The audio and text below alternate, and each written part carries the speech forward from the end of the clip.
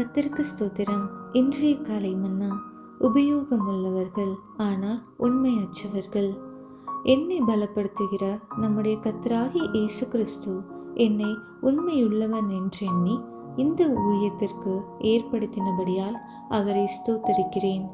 1 தீமோத்தேயு 1:12.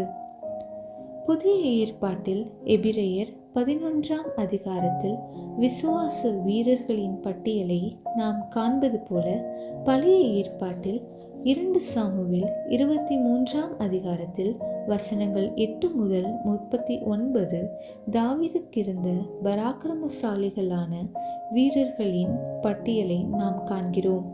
தாவீதின் பராக்கிரமசாலிகளின் பட்டியலில் நாம் 37 வீரர்களை காண்கிறோம். இருப்பினும் இப்பட்டியலில் தாவீதின் படை தளபதியாகிய யோவாபின் பெயர் விடுபட்டு போயிருக்கிறது. அவனுக்கு சம்பவித்தது என்ன?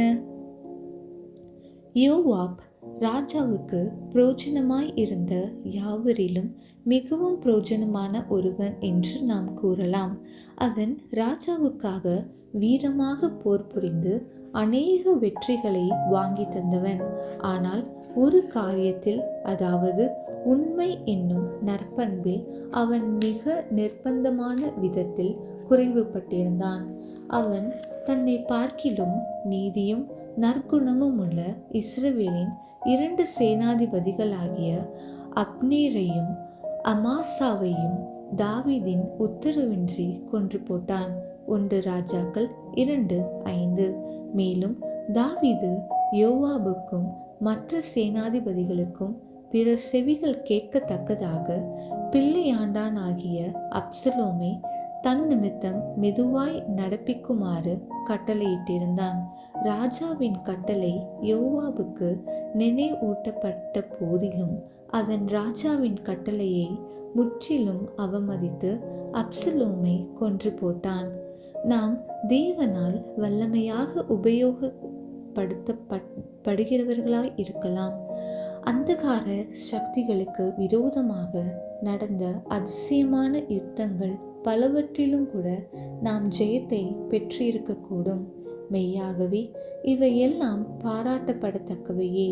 ஆனால் நாம் நம்முடைய தாவீதாகிய கர்த்தராகிய இயேசுவுக்கு உண்மையுள்ளவர்களாய் இராவிட்டில் நம்முடைய பெயர் அவருடைய புஸ்தகத்தில் காணப்படாமற் போய்விடக்கூடும்.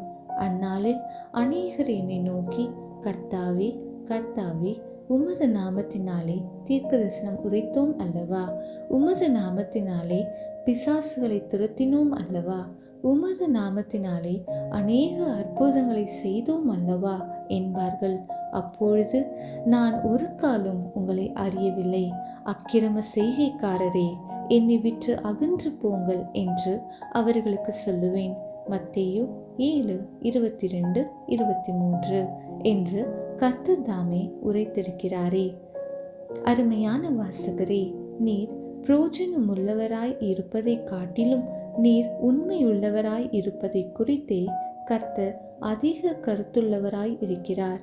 காரியங்களை வெற்றியுடன் சாதிப்பதற்காக அல்ல, உண்மையுள்ளவர்களாய் இருப்பதற்கே நாம் அழைக்கப்பட்டிருக்கிறோம் என்ற கூற்று எவ்வளவு உண்மையானது! ஆமென்.